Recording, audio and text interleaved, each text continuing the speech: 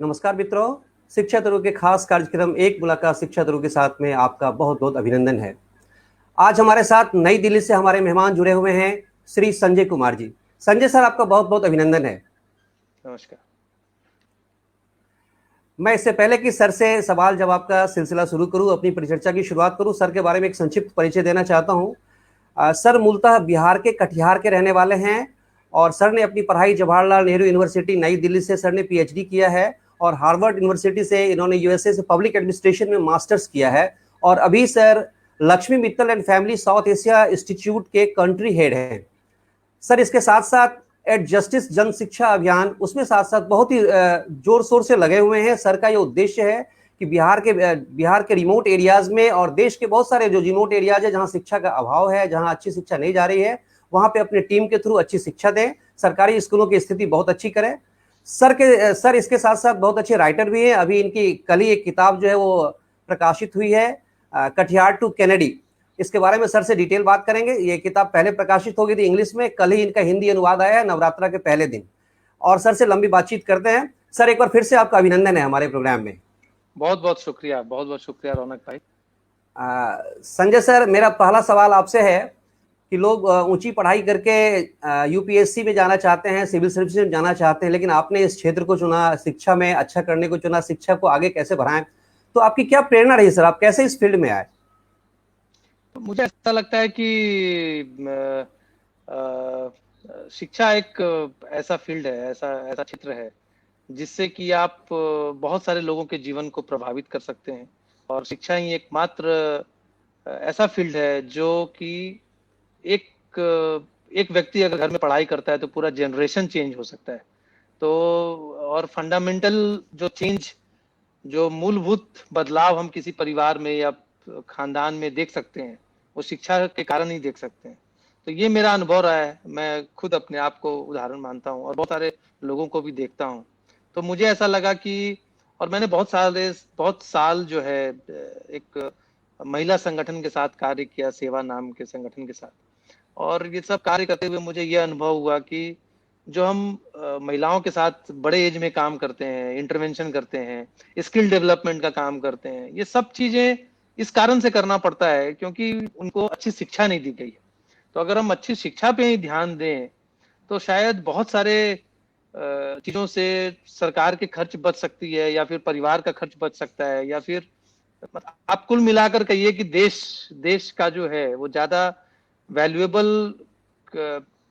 लाभ तभी हो सकता है जब सभी लोगों को अच्छी शिक्षा मिले। तो इसलिए मैंने सोचा कि ये क्षेत्र जो है ये ऐसा क्षेत्र है जहां पर कि काम करने की जरूरत है। और बिहार की शिक्षा किसी से छुपी हुई नहीं है। बिहार की शिक्षा व्यवस्था को हम सब समझते हैं, सब जानते हैं। तो हमें लगा कि, और मैं सरकारी स्कूल में पढ़ा था जब कटिहार में था, तो मैंने खुद खुद ब खुद उस एक सिस्टम को एक्सपीरियंस किया हुआ हूँ। तो मुझे लगा कि कुल मिलाकर अगर कहीं काम करने की जरूरत है, सबसे ज्यादा जरूरत है, तो वो इसी क्षेत्र में है। इसी क्षेत्र में हम जितना योगदान दे सकें, सरकार के साथ मिलकर काम कर सकें, तो शायद समाज का, बिहार का और हमारे देश का सबसे ज्यादा लाभ हो सके। सर आपका जो अभियान है एट जस्टिस, जो इसके बारे में हमारे दर्शकों को बताएं सर, आप किस तरह कार्य करते हैं प्लीज।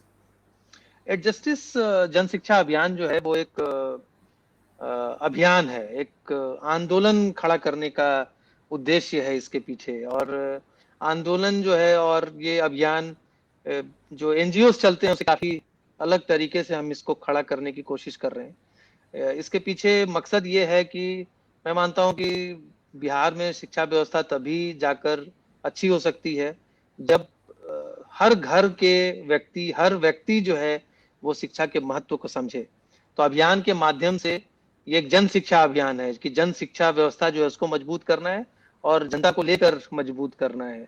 तो अभी तक हम ये देखते आ रहे हैं कि बिहार में लोग सीधे बोल देते हैं कि सरकार ये नहीं कर रही है, सरकार ये वो नहीं करती है, ये ब्यूरोक्रेट करप्ट है, वो एमएलए अच्छा काम नहीं करता है। तो दूसरों पे लोग दोष थमा देते हैं, लेकिन अपनी भूमिका को कहीं नहीं देखते समाज में, है ना। आज आप देखिए इलेक्शन हो रहा है तो सब लोग बैठ के तरह तरह के डिस्कशंस कर रहे होंगे, लेकिन आप जब शिक्षा व्यवस्था को मजबूत करने की बात होगी और उसमें कुछ काम करने की बात होगी, तो उसमें कुछ अपना योगदान नहीं करते हैं लोग।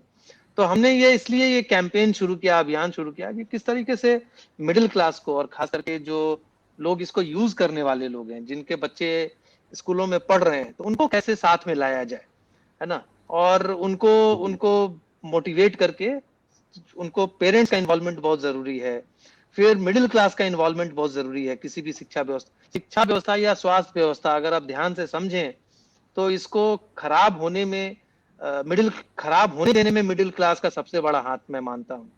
क्योंकि मिडिल क्लास में आज नहीं तो बीते हुए कल में सबने इस शिक्षा व्यवस्था और स्वास्थ्य व्यवस्था को का भोग लगाया है। मैं बहुत ही लिटरल शब्दों में बोलता हूँ कि सब लोगों ने इस्तेमाल किया है, लेकिन जैसे जैसे हम इस्तेमाल करते जाते हैं, हम इसे भूलते चले जाते हैं। हम चाहते हैं कि हमारा बच्चा हमसे बेटर स्कूल में जाए, और फिर हम प्राइवेट स्कूल में भेजना शुरू कर देते हैं।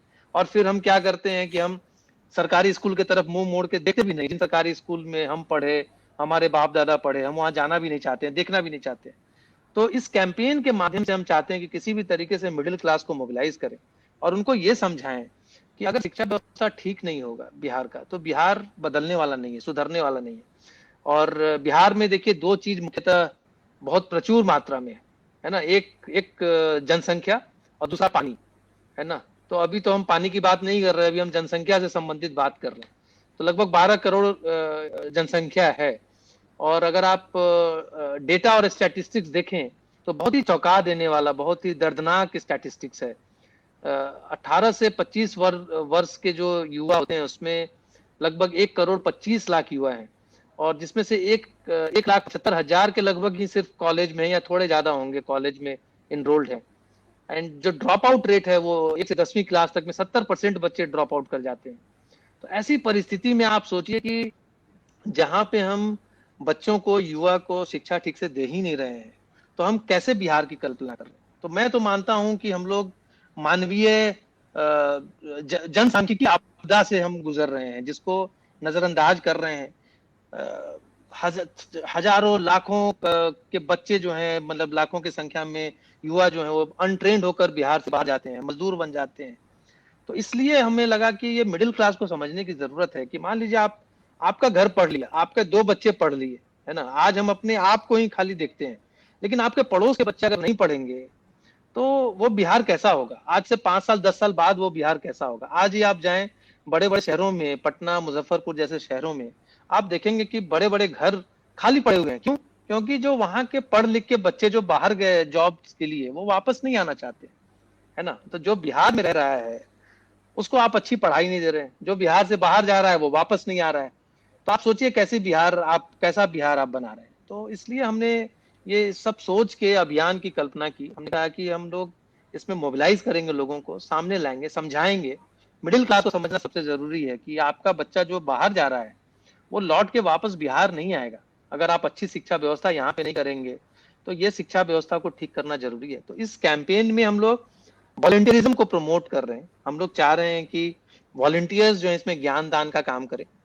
4 तरीके से हम लोग इसमें काम कर रहे हैं। मुख्यतः मॉडल जो है हमारा पूरे वॉलंटियरिज्म पे बेस्ड है। मैं भी एक वॉलंटियर हूँ, बाकियों से भी हम कहते हैं कि वॉलंटियर के रूप में काम करें। तो सबसे पहला जो काम हम करते हैं वो ज्ञान दान का काम करते हैं। ज्ञान दान में ये है कि कोई भी पढ़ा लिखा व्यक्ति है, या जिसके पास भी जो ज्ञान है, वो कैसे दूसरे बच्चों के साथ बांट सकता है ना।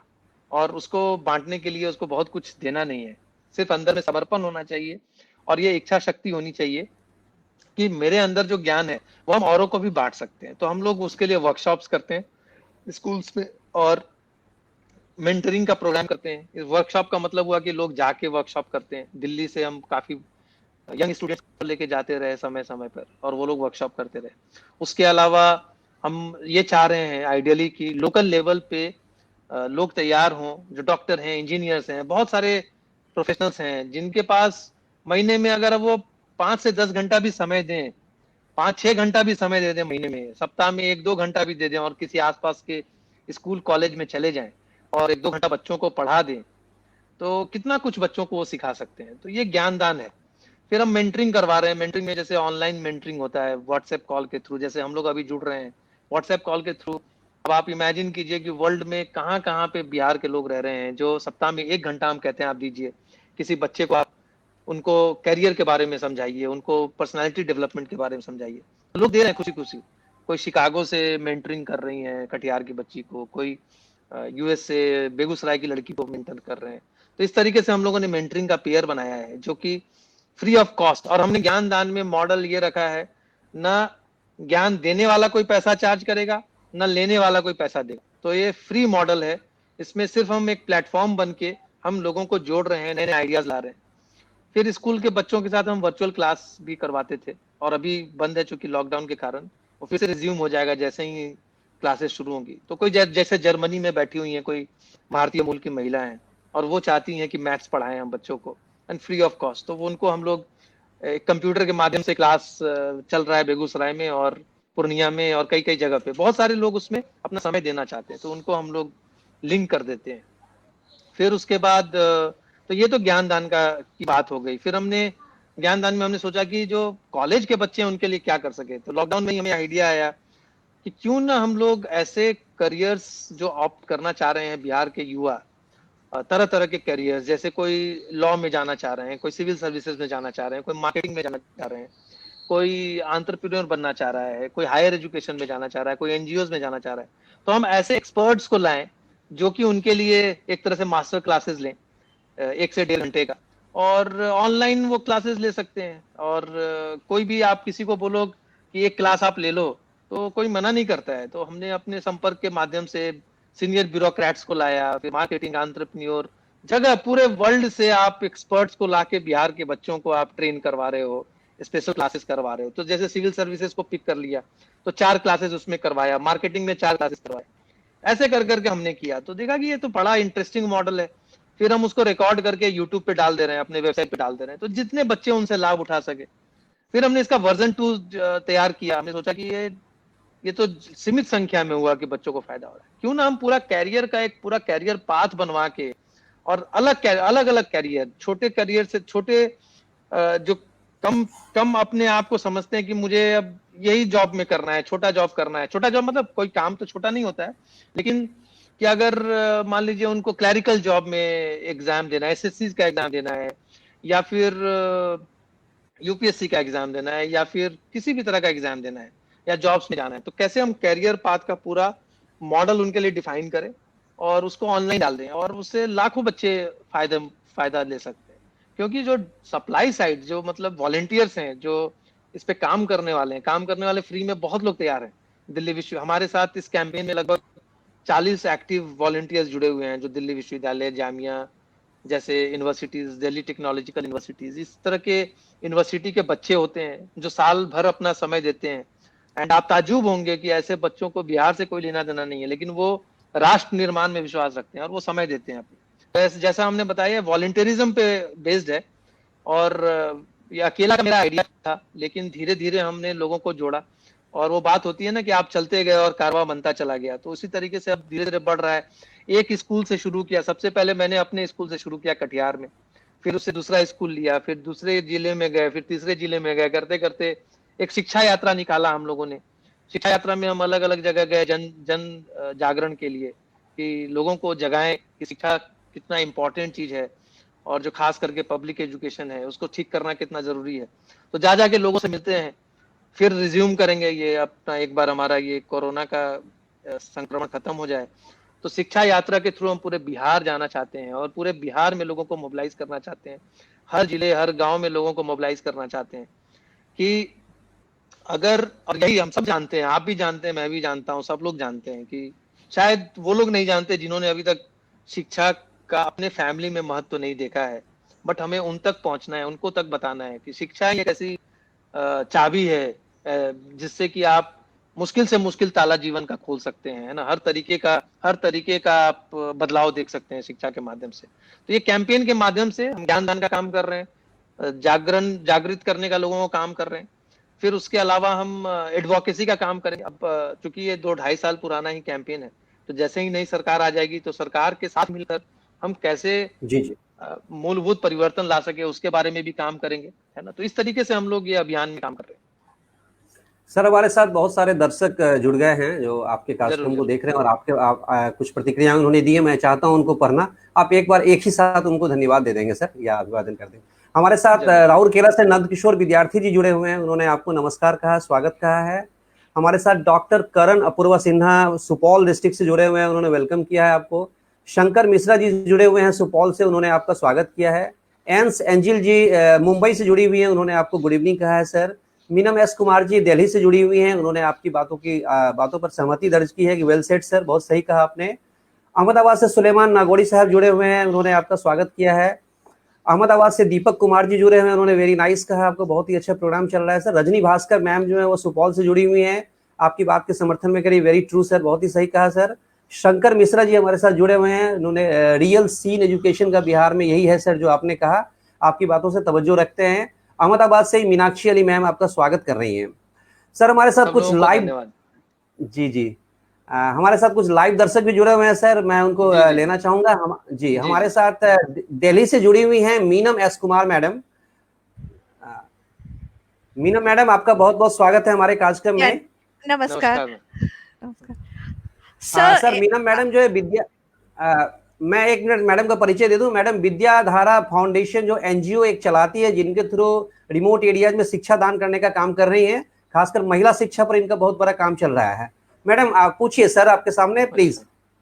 सर एक्चुअली दो क्वेश्चन है, बट पहला मैं फर्स्ट प्रायोरिटी ये दूंगी कि जैसा मैंने रौनक जी से सुना है कि आप गवर्नमेंट स्कूल्स के भी जैसे वहाँ पे कुछ चेंजेस लाने की कोशिश कर रहे हैं, लेकिन हमारे जो भी बिहार में मैं जनरली जो मैं देखती हूँ, मैं खुद भी बिहार से ही हूँ, तो मैं जैसा कि वहाँ पे मैं देखती हूँ कि लोगों का एक माइंडसेट है कि सिर्फ जो भी गवर्नमेंट टीचर्स हैं वो खुद को ना तो अपडेट करते, भले ही वो अपने बच्चों को वो प्राइवेट स्कूल्स में भेजेंगे, बट खुद को अपडेट करना उन्हें पसंद नहीं है। जैसे है आप वो उसी लहजे में, चाहे वो प्रिंसिपल हो जाए या टीचर रहे या कुछ भी हो, बट वो अपने आप को अपडेट करने के लिए तैयार नहीं है। तो इसमें सर किस तरह से किया जाएगा और ये किस तरह से हम इस पे काम कर पाएंगे? देखिए, मैं तो बहुत बहुत बढ़िया प्रश्न है आपका। मैं ये मानता हूं कि सब तरफ प्रॉब्लम है, हर कुछ प्रॉब्लम है ना, लेकिन इस प्रॉब्लम में मैं ये मानता हूं, या मैं ये सोचता हूं कि सल्यूशन क्या है। और सल्यूशन ऐसा है कि ये एक ऐसा क्षेत्र है जिसमें रातों रात आप कुछ नहीं कर सकते। ये एक ऐसा क्षेत्र है जिसमें कि जिसमें आपको लॉन्ग टर्म इन्वेस्टमेंट करना पड़ेगा। तो उस इन्वेस्टमेंट में आपको धीरे धीरे चीजें करनी पड़ती हैं। हम लोगों ने भी इस प्रॉब्लम को देखा और समझा, तो हमने एक प्रोग्राम शुरू किया है अभी, शिक्षा सेतु करके। और शिक्षा सेतु में हम लोग ये कर रहे हैं कि जो टीचर्स हैं वहाँ के सरकारी स्कूल में, उनको किसी तरीके से एक प्रोग्राम हम लोग डेवलप कर रहे हैं। और यहाँ जो प्राइवेट स्कूल्स में टीचर्स हैं, नोएडा में शिवनादर स्कूल के कुछ टीचर्स हैं, कुछ राजकोट से टीचर हैं, ये लोगों ने अपना समय दिया कि हम लोग चाहेंगे कि टीचर्स के साथ मिलके, बिहार के टीचर्स के साथ मिलके हम भी कुछ सीखें और उनको भी कुछ सिखाएं। तो हम लोगों ने एक ग्रुप बनाया और शुरू किया। ये शुरू किया तो हमें फिर पूर्णिया विश्वविद्यालय के जो बीएड डिपार्टमेंट है, एजुकेशन डिपार्टमेंट, उनके हेड ने कहा कि भाई हम भी कुछ प्रोग्राम अपने बीएड के स्टूडेंट्स के लिए चलाना चाहेंगे। तो उनके साथ भी अब हम शुरू कर रहे हैं। तो मैं कहना ये चाह रहा हूँ कि ये एटीट्यूड जो है ना, ये जिस एटीट्यूड की आप बात कर रहे हैं, बदलने की बात कर रहे हैं, ये सिर्फ उन शिक्षकों में नहीं है, ये मुझे लगता है कि बहुत ही वाइड स्प्रेड है हमारे कंट्री में। हम लोग जल्दी बदलना नहीं चाहते हैं, हम एक माइंड फ्रेम में रहते हैं, है ना, हम उस माइंड फ्रेम में ही रहना चाहते हैं। हमें लगता है कि स्टेटस को हम बहुत तवज्जो देते हैं, हम बहुत पसंद करते हैं। तो ये जनरल टेंडेंसी है, ह्यूमन नेचर होता है जिस हमारे जैसे कंट्री में।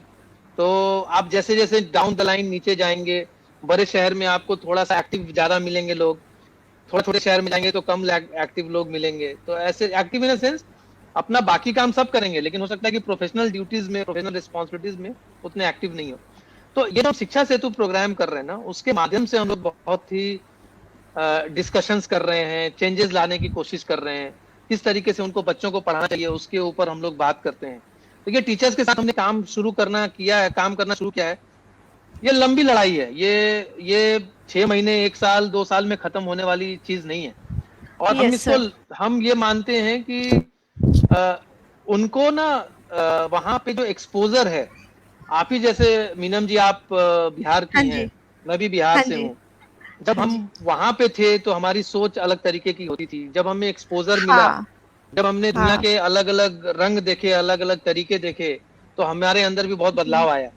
तो हमें जी। यही चीजें, हम जो ज्ञान दान की बात कर रहे हैं, यही हमें बांटना है सबके बीच में, है ना, सर और एक सबको एक सबको छोटा-सा इनकरेज करना क्वेश्चन, है। जी जी जी। सर एक छोटा सा और क्वेश्चन है कि जैसे ये फ्री एजुकेशन की बात जैसे आप कह रहे हैं शिक्षा दान का, तो जैसे जी अगर जैसे मैं काम कर रही हूँ तो मैं वुमेन्स एम्पावरमेंट पे ज्यादा फोकस कर रही हूँ। जो घर बैठी हुई जी महिलाएं हैं जो जी जी एजुकेटेड हैं बहुत अच्छे से हैं बट वो अभी हाउस वाइफ है, एज ए हाउस वाइफ है, उनको मैं जी जी कनेक्ट करके एक बना रही हूँ सो दैट कि वो घर बैठे ऑनलाइन क्लासेस बच्चों को प्रोवाइड करें।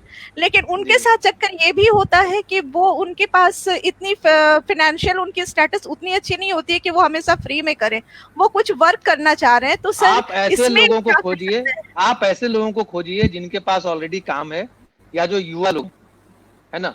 लेकिन मैं सर ये वो मैं सिर्फ लेडीज का क्या मैं करें? लेडीज के देखिए, ऊपर ऐसा भी है ना कि कुछ काम। आप सारे प्रॉब्लम्स को तो सॉल्व कर नहीं सकती हैं।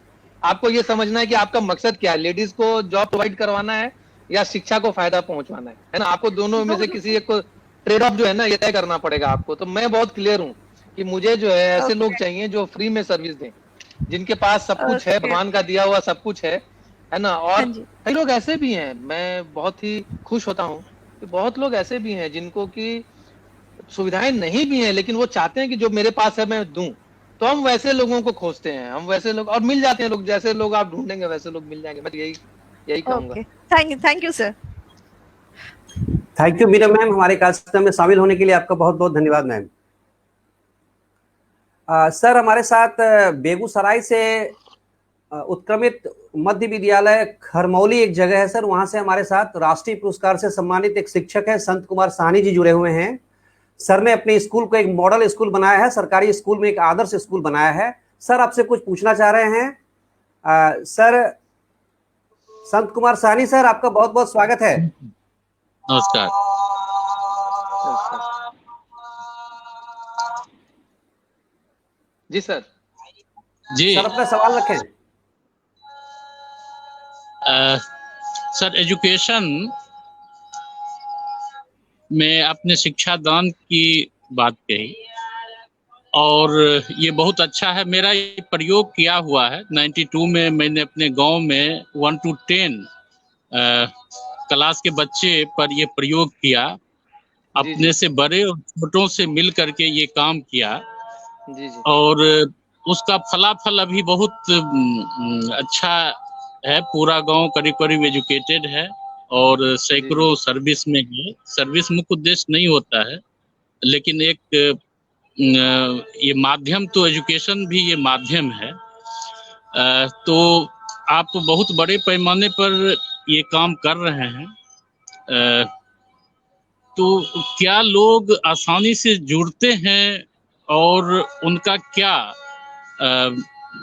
क्या सोच रहती है? क्योंकि आज के ज़माने में फुर्सत लोगों के पास कम है और थोड़े से वो प्रोफेशनल भी हो गए हैं। उनको कहीं से कुछ अगर मिलते जाता है तो ये चीज़ अच्छा लगता है। इसका परिणाम जी देखिए, कोचिंग संस्थान दुनिया भर के खुल गए हैं और लोग स्वेच्छा से काम करना तो चाहते हैं, लेकिन अपेक्षा भी रखते हैं कि शायद ये हो जाता। तो इन चीजों को आप किस तरह से डील करते हैं? आपसे बातचीत तो होगी इस हाँ जी मुद्दे सर। पर। बहुत अच्छा। जी जी। तो आसान नहीं है लोगों को कन्विंस करना, लोगों को साथ में लेके आगे आना।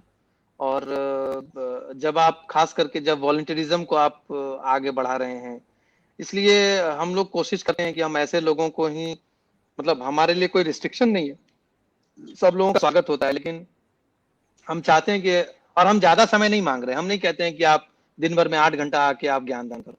हम ये नहीं कहते कि आप सप्ताह में 40-45 घंटा का ज्ञान दान करो। हम कहते हैं कि सप्ताह में 2 घंटे का, 1 घंटे का भी ज्ञान दान करो। आप जो काम कर रहे हो करो। आप स्टूडेंट हो, स्टूडेंट बने रहो। आप इंजीनियर हो, इंजीनियर रहो। आप वकील हो, वकील रहो। जहां से आप पैसा कमाते हो आप जरूर वो काम करो, लेकिन साथ में आप कैसे 1 घंटा 2 घंटा जो आप इधर उधर समय बिताते हो, है ना। आप बिहार में हैं, आप जानते हैं, हम सब जानते हैं कि बिहार में चाय के दुकान पे या फिर किसी के यहाँ बैठकर लोग राजनीति के बारे में चर्चा करके, जिसका कि कोई रिजल्ट नहीं होता है, लोगों के बारे में चर्चा करके कितना समय गंवा देते हैं। तो आपने जो कहा कि लोग बहुत व्यस्त हो गए हैं, तो मुझे लगता है कि लोग बहुत व्यस्त नहीं हो गए, ये प्रायोरिटी की चीज होती है कि हमारा प्रायोरिटी क्या है, हम इसको प्रायोरिटी देना चाहते हैं कि नहीं देना चाहते। तो मेन बात प्रायोरिटी की है। अगर हमारे पास प्रायोरिटी है तो हम समय ढूंढ लेते हैं उस चीज के लिए। अगर प्रायोरिटी नहीं है तो आप पैसा भी देंगे तो शायद लोग उसका वो समय नहीं ढूंढ पाएंगे। तो दिक्कत होती है। लेकिन हमने जैसा कहा शुरू में भी कि हम जब चले थे अकेले चले थे, आज सैकड़ों लोग साथ में जुड़े हुए हैं। कई जगह से लोग लिखते रहते हैं, कई लोग वॉलंटियरिज्म कर भी रहे हैं साथ में, कई लोग कह रहे हैं कि हम जुड़ना चाहते हैं, करना चाहते हैं। तो हम कुल मिलाकर आपके यहाँ वो ये जो रंजन सर का स्कूल है ना, वहां पर हम लोग जो बिहट में जो हमने कहा कि जर्मनी से एक महिला मैथ्स पढ़ाती हैं, वो इतना हमारे पीछे पड़ी हुई हैं अभी कि कब से स्कूल खुलेगा, कब से स्कूल खुलेगा, है ना। तो ऐसे ऐसे लोग हैं जो पीछे पड़े हुए हैं कि हमारा जल्दी से क्लास शुरू करवाइए।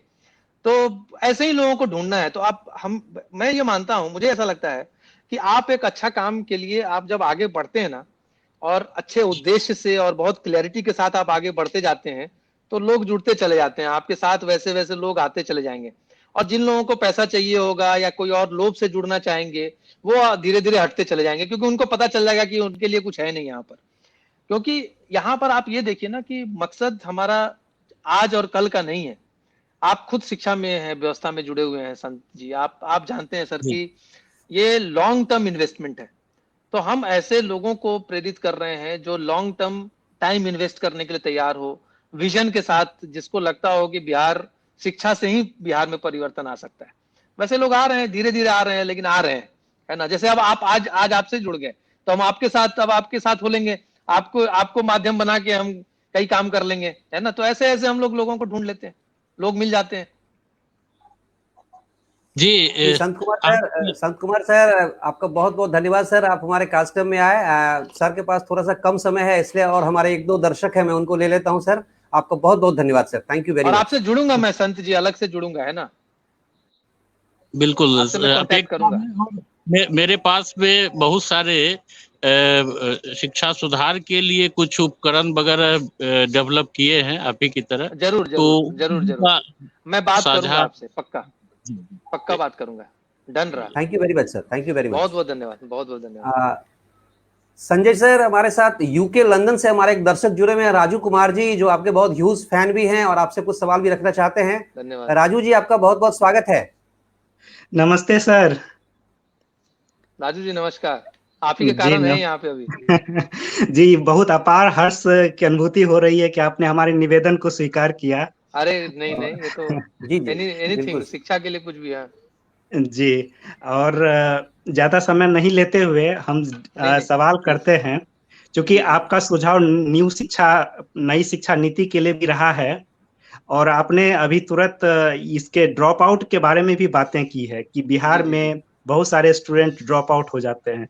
और मैं ये जानना चाहता हूँ, क्या आपका कोई प्रोग्राम है जो बच्चे ड्रॉप आउट हो जाते हैं और उनकी उम्र 15 से 25 वर्ष के बीच है, क्या उनको कोई ट्रेनिंग दे करके अच्छे जॉब के लिए प्रेरित किया जाए, ये जानना चाहते हैं। अभी हम लोग वैसा कुछ शुरू नहीं किए हैं, सोचा नहीं है उस दिशा में, क्योंकि अभी ऐसा है ना कि एक साथ आप सारे इश्यूज को एड्रेस करना बड़ा मुश्किल है। और वो भी आप सोचिए कि कोई एम्प्लॉय नहीं है इस कैंपेन में, सब वॉलंटियर हैं। तो अभी धीरे धीरे हम लोग मॉडल पे अपना वो क्या कहते हैं उसको आजमा रहे हैं, और फिर धीरे धीरे आगे बढ़ रहे हैं।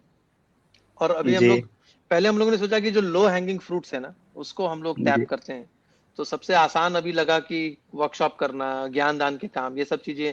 और एक चीज जो बहुत क्लियरिटी के साथ हमने सोचा कि हम जो करना चाहते हैं वो ये कि स्कूल और कॉलेज, सरकारी स्कूल कॉलेज में जाके ही काम करना चाहते हैं, उन्हीं जगह के बच्चों के साथ काम करना चाहते हैं।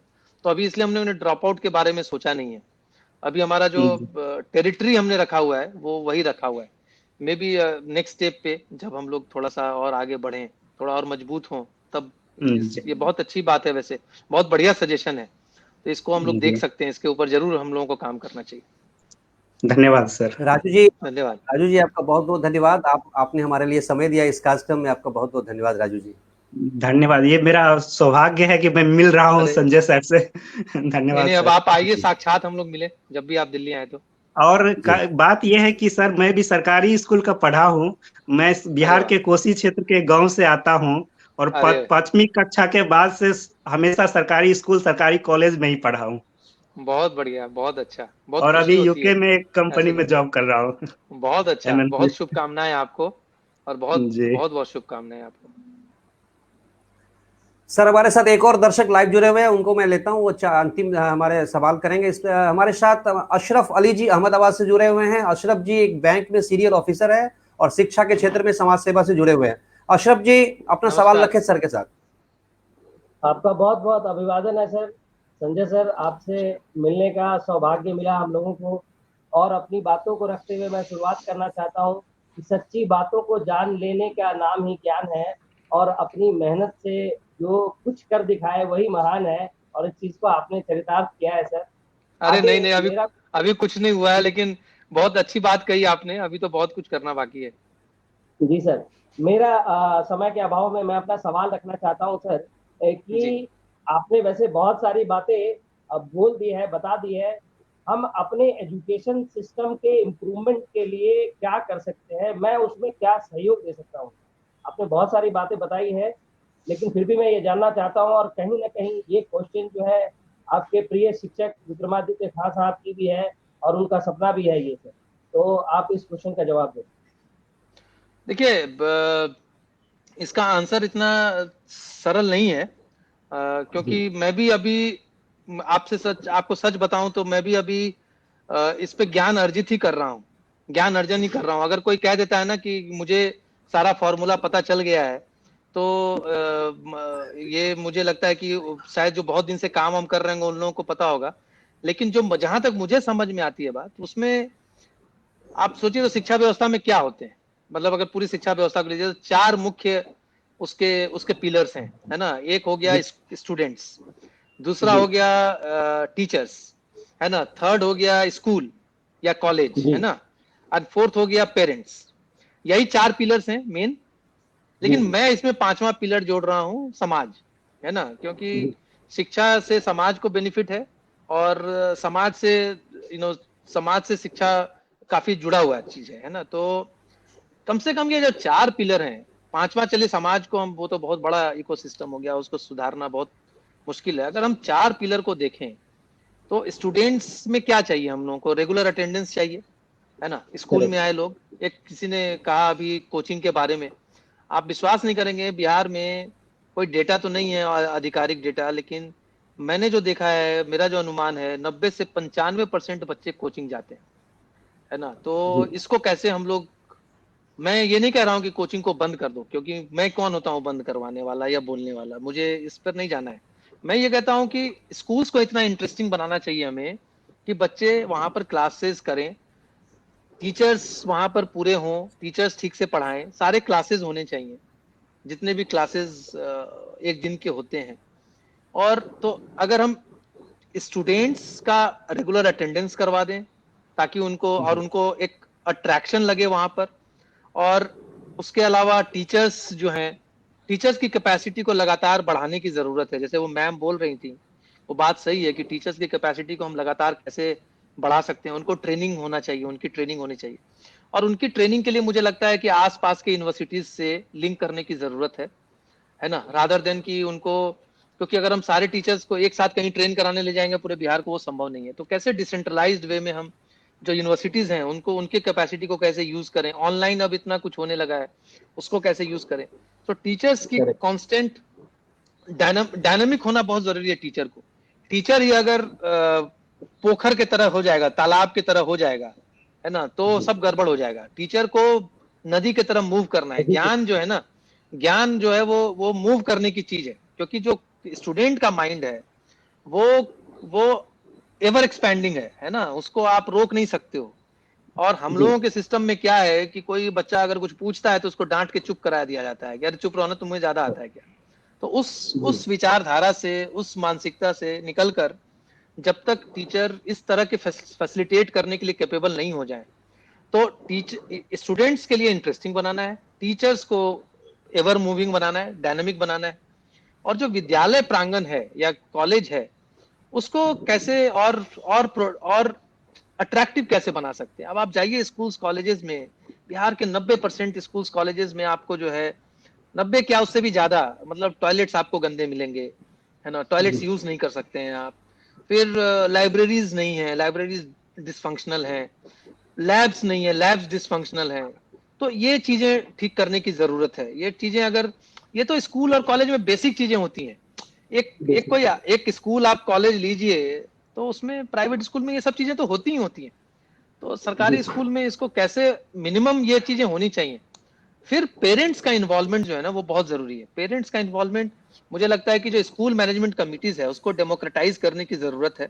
दिल्ली सरकार ने करके दिखाया है, अभी भी यहाँ भी पूरे तरीके से अच्छे से इम्प्लीमेंट नहीं हो पाया, लेकिन उसमें काफी एक कम से कम एक रिफॉर्म तो आया, और धीरे धीरे ये मैसेज तो जा रहा है कि स्कूल मैनेजमेंट कमिटीज जो है वो एमएलए जो है वो सिंगल डिसीजन मेकर हो जाते हैं, एमएलए और प्रिंसिपल, है ना।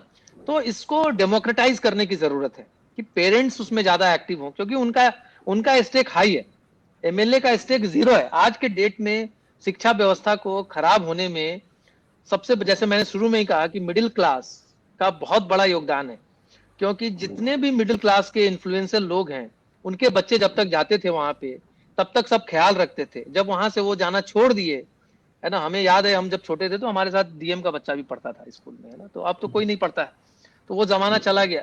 तो एमएलए का कोई स्टेक तो है नहीं, उनका 0 स्टेक है। तो जिसका स्टेक है उसकी से ज्यादा होनी चाहिए, पेरेंट्स को ज्यादा सामने आप लाइए।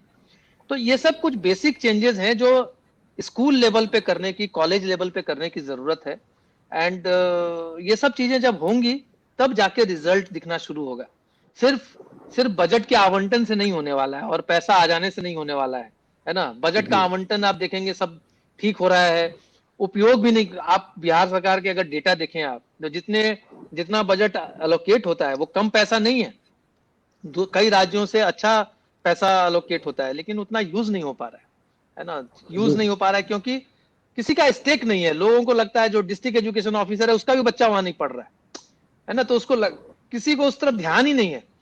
एक समय तक तो, अभी पता नहीं होता भी है कि नहीं, लेकिन एक समय तक ऐसा था कि जब सरकारी स्कूल का इस्तेमाल सिर्फ बारात लगाने में होता था, तभी सब समाज के लोग जाते थे। तो मैं कहता हूं कि आज समाज के लोगों को सबसे पहले अपने इलाके में, अपने आसपास के इलाके में आप जाके स्कूल में झांको तो सही कि आपके मोहल्ला के बच्चे कहाँ पढ़ रहे हैं, किस परिस्थिति में पढ़ रहे हैं, पंखा है कि नहीं, टॉयलेट है कि नहीं। आप जाओगे तब आपको समझ में आएगा। तो ये ज्ञान दान के माध्यम से हम चाहते हैं कि इसको, लोगों को हम स्कूल तक खींच के लाएं, कॉलेज तक खींच के लाएं। जब एक बार लोग आना शुरू कर देंगे तो खुद देखेंगे कि भाई ये बच्चे कैसे पढ़ रहे हैं। उनको जब ताजुब होगा, उनको जब दर्द होगा, अभी तक किसी को दर्द ही नहीं हो रहा है, सब समझ रहा है कि सब ठीक है, सब बातें करके खत्म हो जाती है।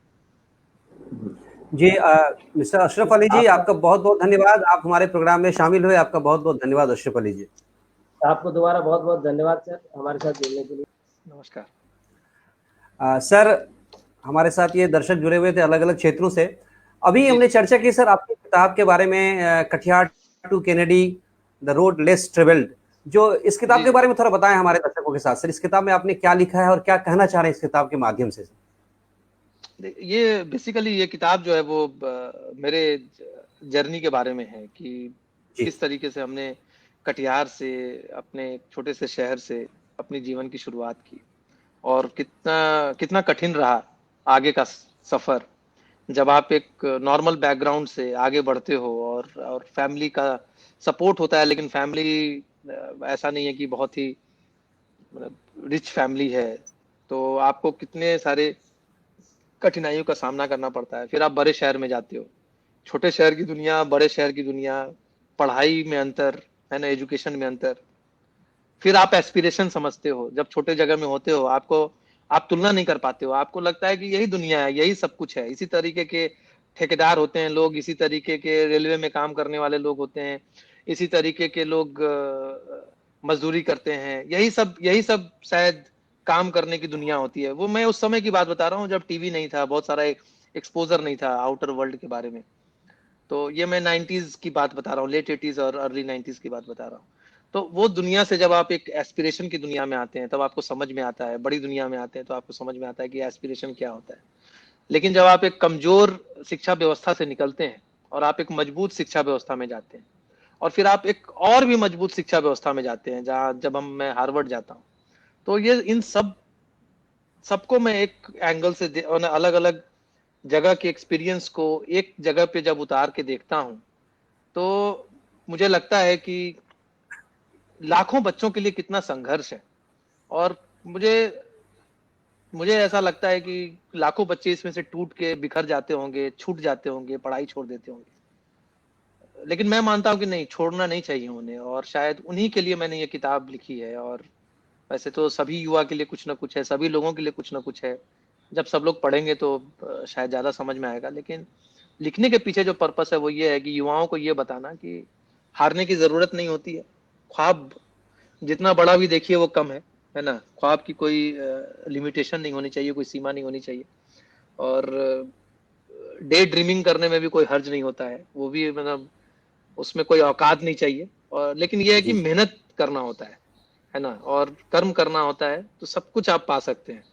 तो ये सब बातें हमने अपने लाइफ से रिलेट करते हुए जो भी चीजें मुझे समझ में आई उसमें मैंने उतारा है।